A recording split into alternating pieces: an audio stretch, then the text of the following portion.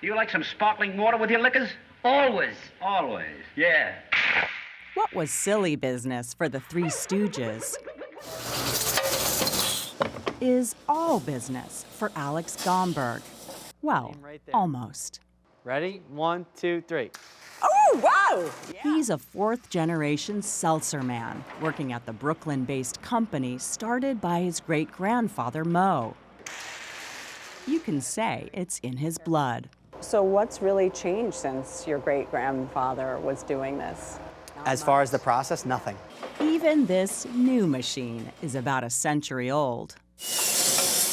Each vintage bottle is filled with just two things: New York City tap water We chill the water to 42 degrees. Cold. and a charge of carbon dioxide. This is our carbonator. There's a paddle going around that's actually making the seltzer. Gomberg doesn't just make the stuff, he delivers it. And what's crystal clear is across America, this pressurized mix is having a moment. Oh my gosh, it's everywhere. It's like a wall of sparkling water. Melanie Hanchy is an gosh. editor at Food and Wine magazine. Should we call this category seltzer, or should we call it sparkling water? What do you call it? I think they're all variations on a theme, and I think ultimately it's just all bubbly water. To me, anything that's water-based that has bubbles in it is just bubbly water. And bubbly water, with CO2 added or carbonated naturally, is booming. Sales of bubbly water, of sparkling water, have more or less tripled in the last 10 years. And that can be really attributed to one big food trend, and that's the trend towards health and wellness, and essentially the demonization of sugar in drinks.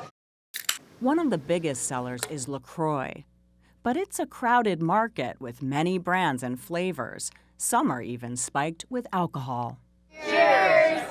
Mix all the flavors with it and you can really feel it. For Barry Joseph, this is way more than a trend. I like to say to people, welcome to the age of effervescence. He's an expert on the subject. He even wrote the book on it. We wouldn't have seltzer today if it weren't for Joseph Priestley. At the end of the 18th century, this scientist on the side was fascinated with how when you would hold CO2 over water and you combined it together, that carbonation would stay in that water if you held it under pressure. So it's water plus an experience. That's right. It's that experience of having the water enter their mouth and create this taste sensation that can be sometimes shocking, sometimes crisp, sometimes harsh, but always satisfying.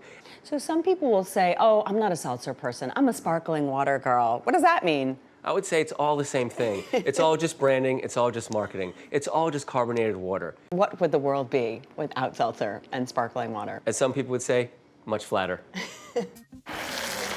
Seltzer, sparkling water, whatever you call it, it's making a splash with all ages, including my 3-year-old daughter, who tried it with milk and chocolate syrup, an old-fashioned treat known as an egg cream. Yum?